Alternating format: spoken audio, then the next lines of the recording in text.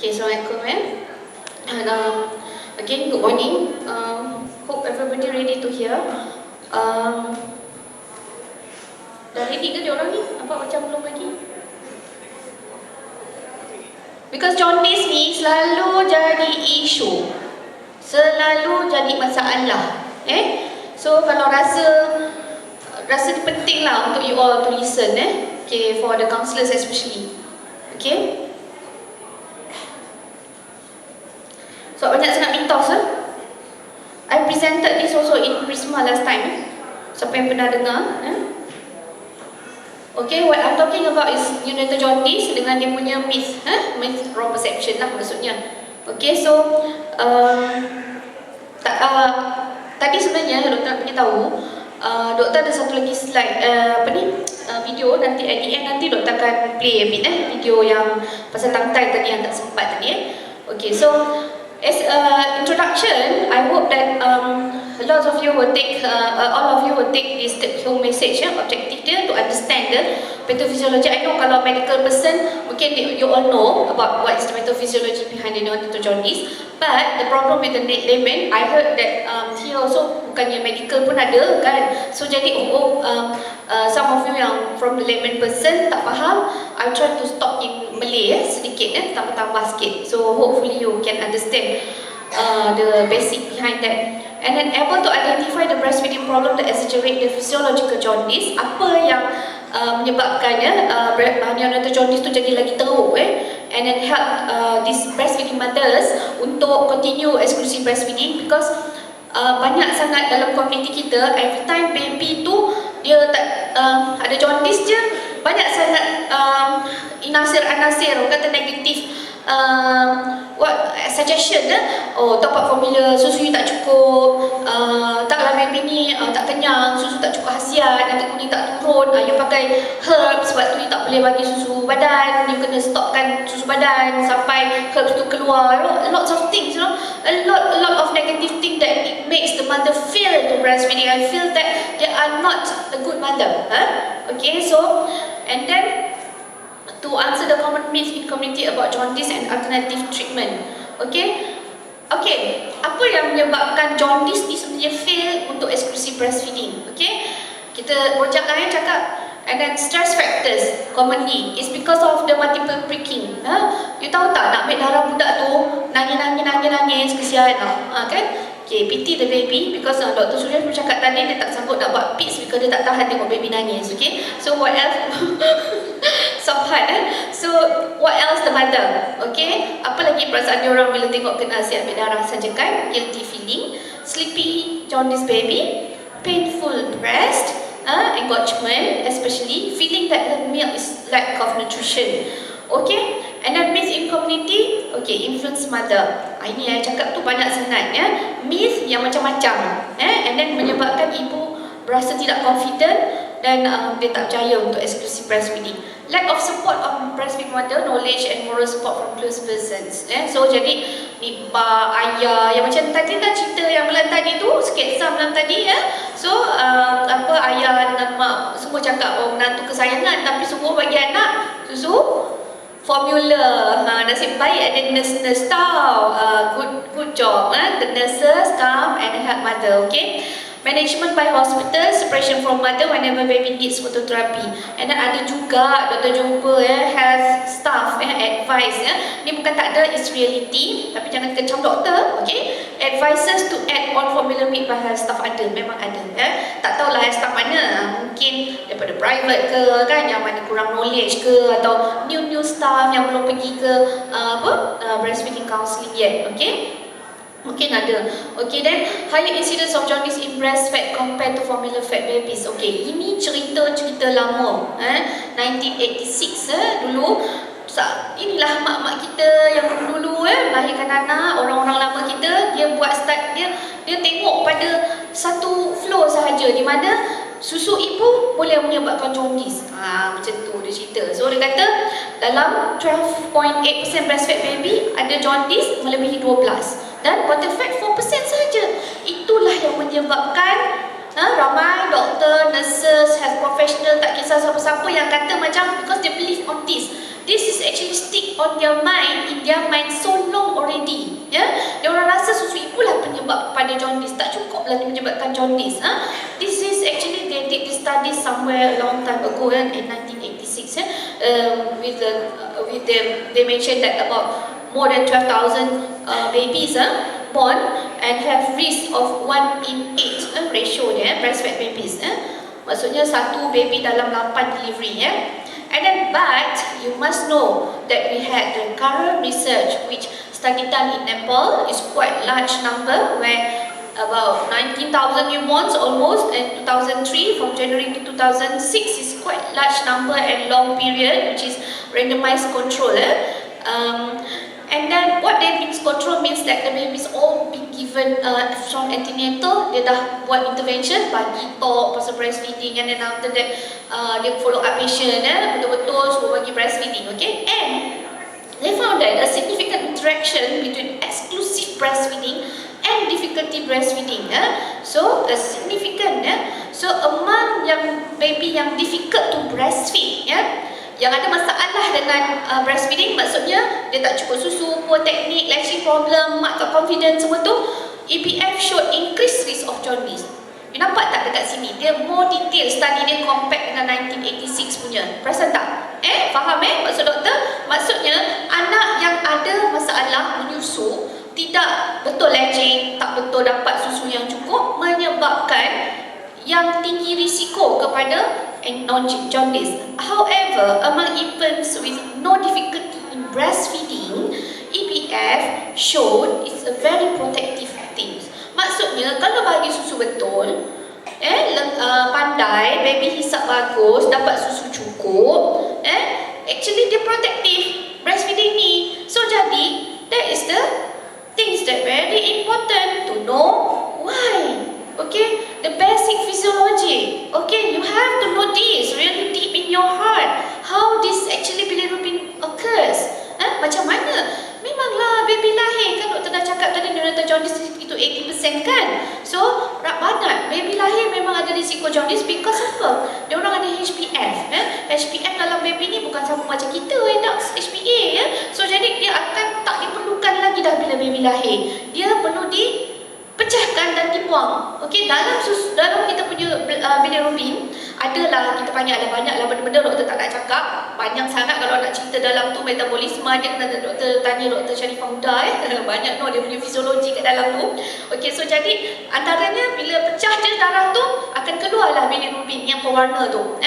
Bilirubin tu akan di-excreted kan, dan conjugated atau diproses dekat dalam hati, and then after that dia akan disimpan di bowels, and then di-secreted kan. Every time baby feed ada fat, betul tak? Feed, breast milk ada fat. So jadi apabila baby dapat fat, that bile salts yang produce after the conjugation, after the process from the liver tadi tu, dia akan keluar. Okay, perlu apa sebenarnya bile salts ni? Perlu apa sebenarnya untuk fat? It's actually to digest the fat. Okay, bayangkan kalau you bagi air, adakah bile salt yang akan keluar? Sebab apa? Tak ada fat. Kalau baby tu nyusu, tak dapat susu secukupnya, dapat fat tak? Kalau belum dapat susu cukup tak? Fat? Tak. So, back to basic, breastfeeding tu kena betul untuk dapatkan fat yang cukup, untuk to ensure that mobile salts and the mobilization of the bilirubin tu dibuang ikut najis. Okay, that's why the stool should be what color? What color? Answer me, what color? Hitam. Hitam tu awal-awal, meconium. After that, dah establish warna kuning, yellow mustard. Itu namanya sebab apa?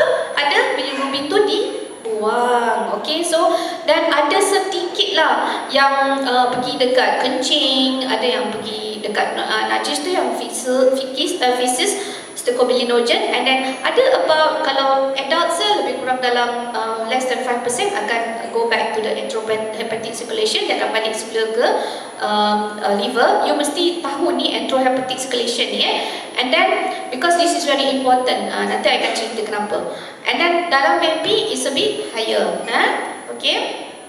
expected. Okay, what is physiological jaundice? This is as I mentioned just now, 60 to 80%. Okay, total bilirubin is supposed to be below 15, appears after 24 hours.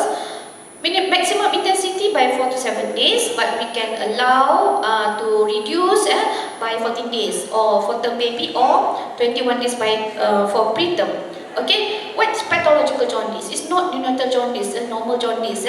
It's whenever patient come to me say, "Doktor, jaundice 10."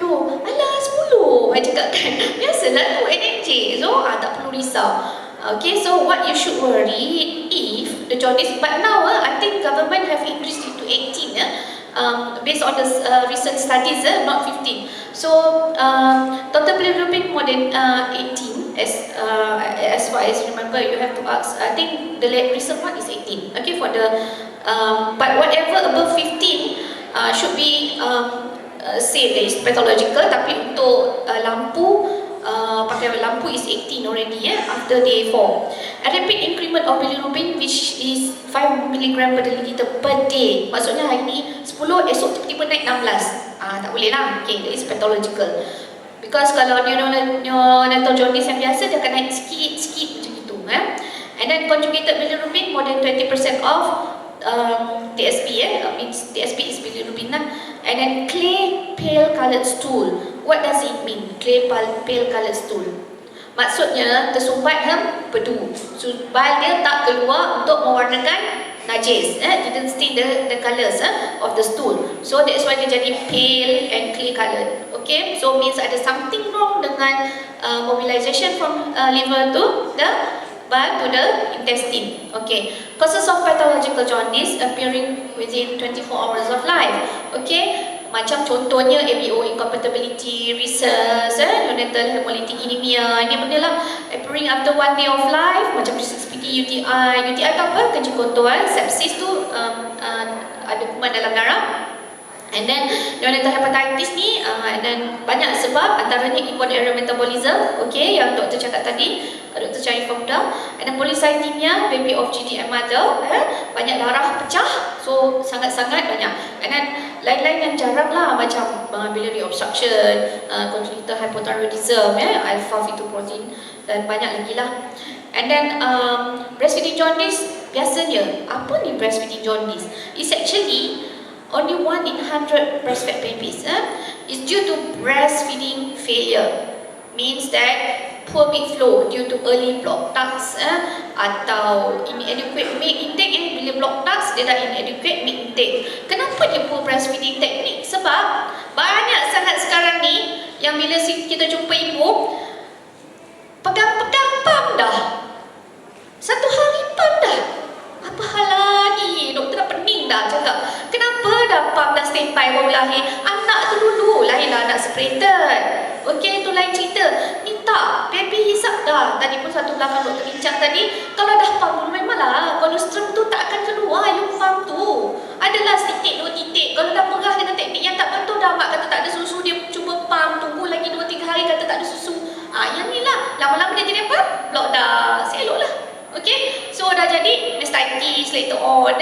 So jadi itulah ceritanya. Banyak kes, ni doktor membel, minta maaf sangat-sangat. Okay, so jadi kepada sesiapa sahaja di dalam hall ni, please take back this message. Jangan nak suruh pam, kadang-kadang pam lepas masa lahir. Establish dulu breastfeeding tu. Dapatkan baby dengan teknik yang betul, latching yang betul, supaya dapat keluarkan kolostrum yang pekat tu. Pekat tu lah yang akan menyumbat block ducts, menyumbat breast tu. Tak keluar susu dah lepas tu. Okay, sorry. Emo sikit. Okay. Small amount of urine, ini maksudnya tak cukup susu. Okay, Dr. Suresh. May have loss of weight more than 10% of birth weight. And severe jaundice if no immediate action given to both of them. Okay, so and then research it showed that ni 2000 lebih of newborn was prospectively studied. All newborn had continuous rooming in setting. Dia buat semua cukup, dia intervention very good. And then this showed and then dia tengok siapa yang weight loss, dia akan dapat supplementary feeding. Maksudnya apa? Bila dia weight loss, ada supplementary feeding, maksudnya apa? Boleh jawab tak? Dia breastfeeding tak? Betul. Okay, so jadi actually it show that negative correlation with the TSB means newborn yang TSB dia, bilirubin dia more than 13 underwent greater weight loss after 72 hours, maksudnya 3 days of life, then greater weight loss than overall study population. Ada orang sampun touch. Okay, dia terkejut Dr. Bebel. Okay, so bilirubin associated with supplementary feeding and weight loss after birth. Okay, so whereas breastfeeding is not correlated with significant hyperbilirubinemia, maksudnya jaundice in the first few days of life. Significant jaundice was higher in infant with greater weight loss after birth. Okay, maksudnya patient yang ada greater weight loss tu yang sebenarnya ada significant jaundice. One of the possible explanation is newborn infant starting delivery rooming setting in breastfeed on demand. Jadi risiko untuk anak-anak yang betul-betul breastfeeding untuk dapat jaundice tu sangat negative correlation lah, tak ada masalah sebenarnya. Yang penting buat daripada awal. Okay, this confirm that NNJ is not associated with breastfeeding per se, but rather with increased weight loss after birth subsequent to fasting. Maksudnya dia tak cukup kalori daripada susu, sebab susu dia tak ambil dengan cukup. Sebab apa? Teknik tak betul. Okay, and dia ganggu. Okay, so take home message. Failure to establish breastfeeding means poor technique leads to inadequate milk intake. Alamak, dia lari jaundice tu. Starvation is the factor that exaggerate the physiological jaundice in newborn. Okay, so lari sikit jaundice tu kat situ. Okay, nampak tak doktor bagi tunjuk, doktor ajar macam mana cara nak breastfeeding dengan teknik yang betul, bagi baring sekali dekat klinik. Tak kira dah masa tu. Semua dia punya counselling berlaku lah kat situ. Prevention and treatment for early neonatal jaundice. Early breastfeeding establishment. Mesti penting-penting. Jangan fikir pasal pang dah. Okay, so then later lah kalau nak buat. Then emphasizing on basic of positioning, latching and breastfeeding on demand. Okay, so penting sangat untuk improve breastfeeding knowledge and practice from the start of pregnancy. Macam Dr. Shuris punya cakap, itu antenatal start dulu, and then go to postpartum support. Establish correct breastfeeding technique, reduce risk of inadequate milk intake and reduce risk of poor calorie. Reduce fat lah, maksudnya tak dapat fat cukup. Then kita akan, bila dapat fat enough, it reduce the incidence of jaundice in breastfed babies. Okay, this is phototherapy. I don't want to go further. You all can see it from Google. Tapi ada banyaklah complication dia. Kalau boleh kita tak naklah dapat this complication of the phototherapy. Sekarang ni dah tak pakai UV tau. Sekarang ni dah ada blue light. Blue light dia tak pakai UV dah. Okay, dia ada new things lah. So jadi ni kalau pakai phototherapy dekat ward, yang ni kalau buat phototherapy kat rumah. And then paling teruk lah patient transfusion. So ini kalau teruk sangat dah. Okay, so causes of prolonged jaundice. Okay, yang ni lain punya cerita. Bukannya yang kita sebut neonatal jaundice lah, apa benda lah. Ini maksudnya, ini causes of prolonged jaundice ni more than 14 days. 14 days or more than 20 days, yang macam doktor cakap tadi lah. And then unconjugated hyperbilirubinemia, macam neonatal hepatitis and so on. And then breastfeed jaundice should be diagnosis of exclusion. Okay, nanti kita cerita. And then conjugated hyperbilirubinemia selalunya disebabkan oleh stasis ataupun kuning bilirubin tu tak keluar, tak dapat pergi ke intestine. Investigation. Ini kan mak nangis kalau tengok ni. You tahu berapa botol nak kena ambil ni? Dengan kencing lagi, dengan apa, banyak botol. Ini yang mak tak suka ni kan. Nak kena ambil banyak, okay, sampel. So jadi full blood count lah, apa semua ni kita nak tengok. Tadilah punca-punca yang doktor dah cakap tadi. Penting sangat sebab kita nak tahu. So bila semua normal, barulah kita kata breastfeed jaundice. Okay, dah normal semua, weight gaining well, baby active, happy, breastfeeding well, tak ada masalah means that weight gaining well. Kalau weight tak gaining well, it's still a problem. Okay, so weight gaining well, and then dia boleh dalam lebih kurang 1 in 200 of exclusive breastfed babies, and may up to the duration may up to 2 to 3 months of age. And many hypotheses about that, tapi tak ada yang betul-betul conclusive ideas. They said that maybe high beta glucuronidase in breast milk, atau dia kata enterohepatic circulation yang tadi tu melebihi daripada normal, maksudnya dia patah balik semula. So metabolized bilirubin already, maksudnya dah tak bahaya, it's just a pigmentation to the skin, itu sahaja, not a problem. Okay, management mesti follow up lah, for every week and continue exclusive breastfeeding, not like before. Kita banyak sangat case sebelum-sebelum ni yang dapat, doktor saya stop breastfeeding sebab doktor suruh 48 jam berhenti. Itu apa outdated punya? AAP cakap tak? AAP kata, AAP tu apa benda? American Association of Pediatric punya guideline cakap no such thing, continue je breastfeeding. Okay? So Malaysia pun sama. Okay? So this is 29% 29 infant of breast jaundice studied, and then negative consequence of hyperbilirubinemia noted, tak ada seorang pun yang ada masalah. So 100%. My patient pun sama, 100%, tak ada problem. Okay, so but breast jaundice ni, kalau first baby ada breast jaundice, another 25% of the babies next baby will have the similar thing. It's because of mother's metabolism dalam tubuh dia lah. But don't make the sentence of macam rasa mak ni yang silap. No such thing. Okay, it's just that this is somehow by chance it's happened. Okay, and then common myths, giving goat milk, giving water, giving benda semua tak bagi. Okay, termasuk dengan matahari pun dia nak bagi.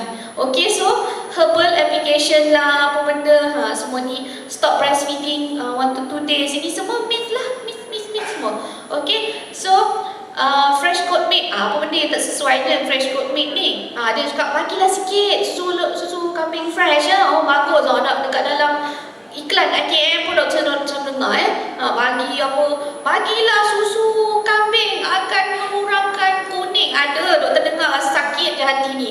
Okay, so lack of folic acid, iron, vitamin C, lactose, lepas tu higher renal solute, dan yang paling sedih tu is actually higher protein. Dia punya protein molekul tu besar lagi daripada protein susu ibu. So jadi what happen? Higher uric acid load and menyebabkan metabolic acidosis. Okay, so this is what to compare.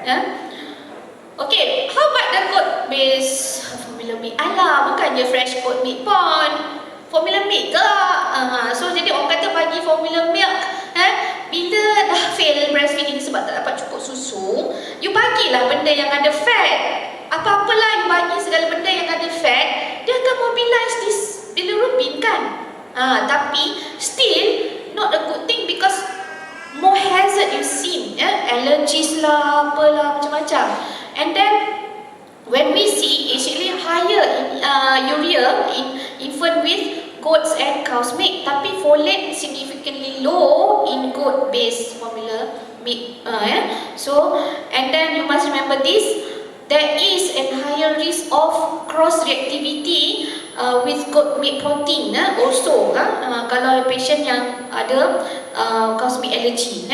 Okay, this is from the European Food Safety Authority.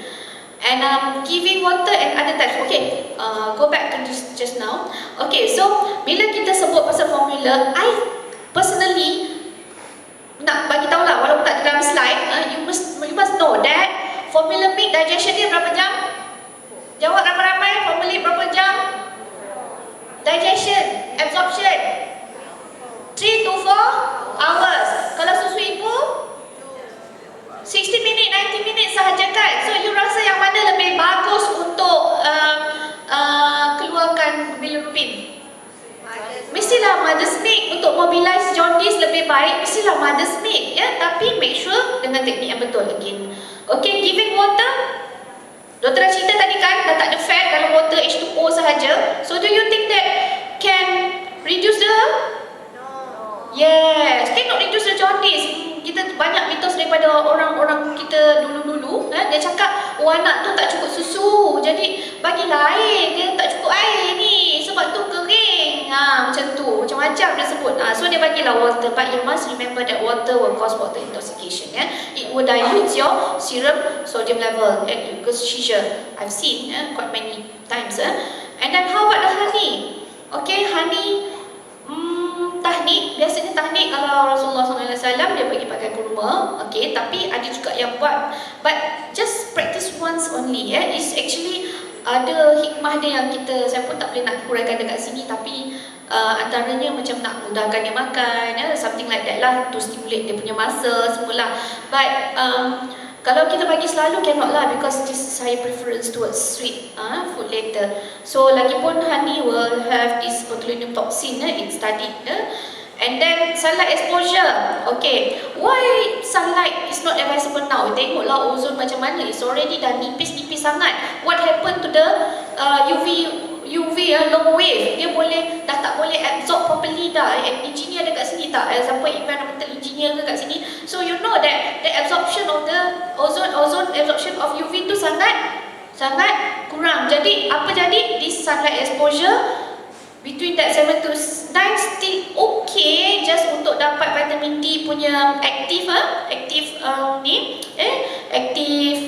apa kita panggil activate vitamin D punya function, tapi bukan untuk kurangkan kuning sangatlah, but must be avoid exposure after 9 AM because it cause the risk of cancer. Because cancer memang skin cancer ni direct sunlight, previous exposure tu risk of skin cancer. Other means macam herbal application to baby skin, best to be avoided. Avoid yang herbs, ginger, turmeric ni macam mana pula? Okay, probably mother can take ginger sedikit sahaja, but other herbs yang kita tak tahu, unknown safety, kita tak tahu dia punya metabolism dia, tak tahu safety dia, so best to avoid. Because it may compete with the metabolism of the bilirubin in the liver. It reduces the liver capacity to conjugate the bilirubin just now, and it causes very bad jaundice. Breastfeed jaundice has staff, please don't follow the previous outdated one, the 48 hour to stop. Okay, must establish feeding first. Refer, kalau doctors, nurses, siapa semua refer kepada yang tahu. Okay, thank you, itu saja. Okay, terima kasih.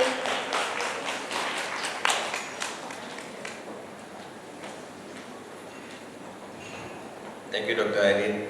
I'm pretty sure you all have a lot of questions. So let us hear our next talk, and then we will ask them lots of questions. Okay, our next speaker is Puan Rushida Slamat. She is going to talk to us about WHO.